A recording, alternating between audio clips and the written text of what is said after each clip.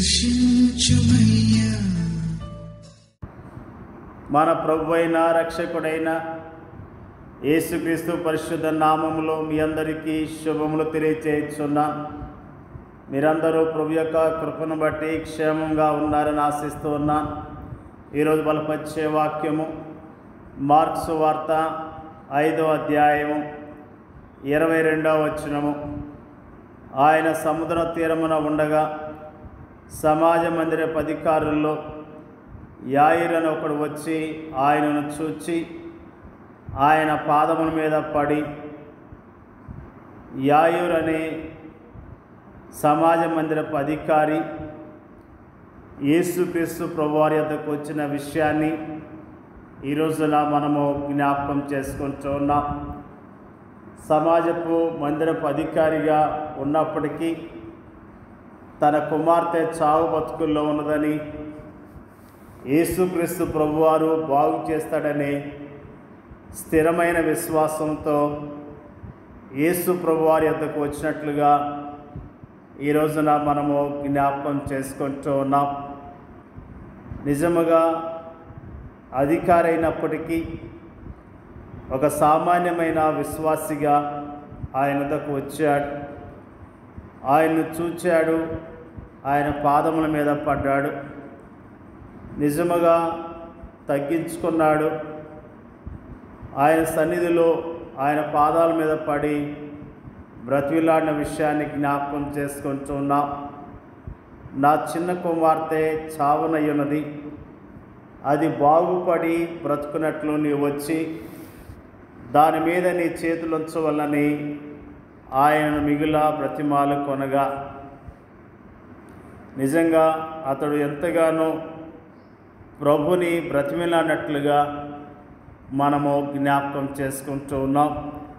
అతని కుటుంబంలో ఉన్న దుఃఖాన్ని బట్టి, అతనికున్న సమస్యను బట్టి, తన కుమార్తె యొక్క పరిస్థితిని బట్టి తన కుమార్తెను బాగు చేసుకోవటానికి యేసు ప్రభువారి యొక్క పాదముల మీద పడినట్లుగా మనము జ్ఞాపకం చేసుకుంటూ ఉన్నాం.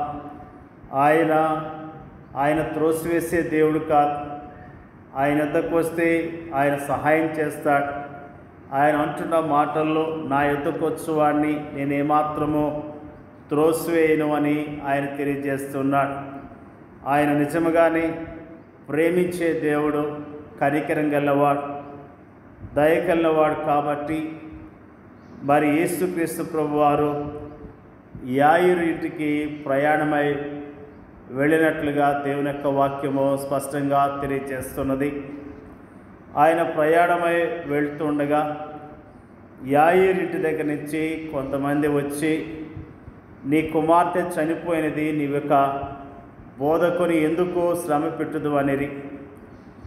మరి యేసుక్రీస్తు ప్రభువారు మరి అలా మాటలను పట్టించుకోకుండా యేసు వారు చెప్పిన మాట లక్ష్య పెట్టక, భయపడకము, నమ్మిక మాత్రం ఉంచమని సమాజ మందిరపు అధికారితో చెప్పి, నిజముగా యేసుక్రీస్తు ప్రభువారు అతనికి ధైర్యాన్ని ఇస్తున్నట్లుగా జ్ఞాపకం చేసుకుంటూ ఉన్నాం.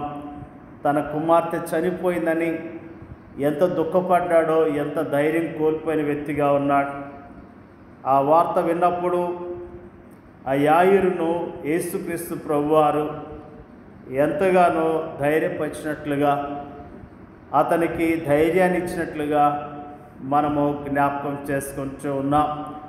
మనము గుండె చెదిరిన స్థితిలో ఉన్నప్పుడు, మరి దుఃఖముతో ఆయాసంతో ఉన్నప్పుడు ఆయన మనల్ని బాగు చేసే దేవుడిగా ఉన్నాడన్న విషయాన్ని మనము జ్ఞాపకం చేసుకుంటూ ఉన్నాం.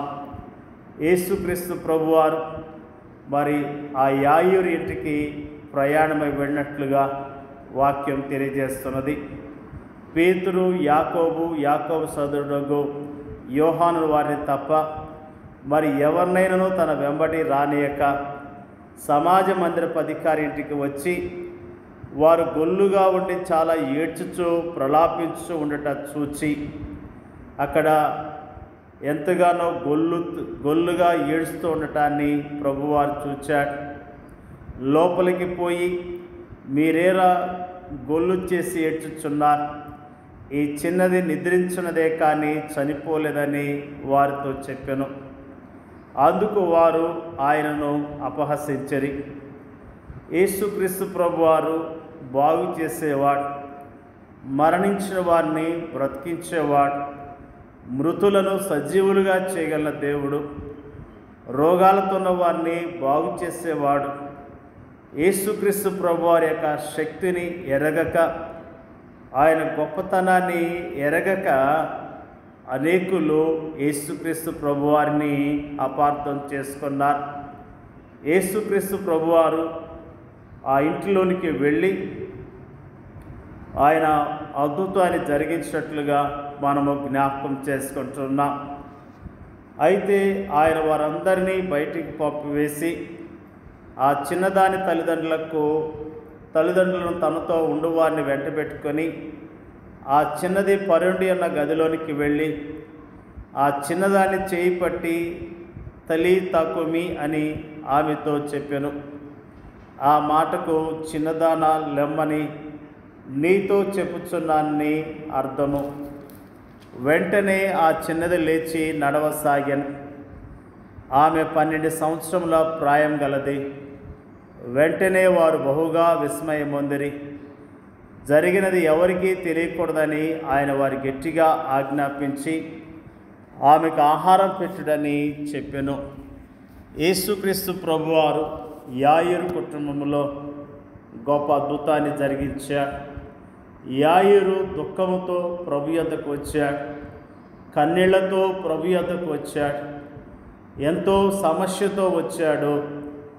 యేసు ప్రభువారికి తనకున్న సమస్యను తెలియజేసి తన ఇంటికి తీసుకుని వెళ్ళాడు. యేసుక్రీస్తు ప్రభువారు ఆ ఇంట్లోనికి రావటం ద్వారా చనిపోయిన యాయిరు కుమార్తె బ్రతికించబడింది. మరి యాయిరు కుటుంబంలో ఉన్న దుఃఖాన్ని తొలగించాడు, యాయిరు కుటుంబంలో ఉన్న కన్నీళ్లు తొలగించాడు, యాయిరు కుటుంబంలో ఉన్న ఆ సమస్యను పరిష్కరించాడు. యేసుక్రీస్తు ప్రభువారికి మన కష్టాలు తెలియచేయటం ద్వారా మన సమస్యలను పరిష్కరించే దేవుడిగా ఉన్నాడు అన్న విషయాన్ని మనము జ్ఞాపకం చేసుకుంటున్నాం. ప్రియ సహోదరి సహోదరుడా, నీ జీవితంలో సమస్య ఉందని అలానే ఉంటున్నావేమో, ప్రభువు తెలియచెప్పు. ప్రభు సన్నిధికి వచ్చి ఆయన పాదాల యొద్ద మరి కన్నీళ్లు కాస్తూ ప్రార్థన చేయి. ఆయన మన ప్రార్థన విని మనకు స్పష్టమైన జవాబులు ఇస్తాడు. ఆయన ద్వారా మనకున్న దుఃఖాన్ని పోగొట్టుకుందాం. ఆయన నామములో మనకున్న సమస్యను పరిష్కరించుకుందాం. ఆయన ద్వారా మన జీవితంలో సంతోషాన్ని పొందుకుందాం. యాయిరు కుటుంబములో ఆనందాన్ని ఇచ్చిన దేవుడు మన కుటుంబాలకు కూడా ఆనందాన్ని ఇవ్వటానికి, సంతోషాన్ని ఇవ్వటానికి ఆయన సిద్ధముగా ఉన్నాడు. కాబట్టి ప్రభు మీద ఆధారపడదాం, ప్రభు యందు విశ్వాసం ఉంచి ఆయన కొరకు జీవిద్దాం. దేవుడికి వాక్యాన్ని దీవించునుగాక. పరిశుద్ధుడైన మా తండ్రి, నీకు వందనాలు, స్తోత్రాలు తెలియజేస్తూ ఉన్నాం.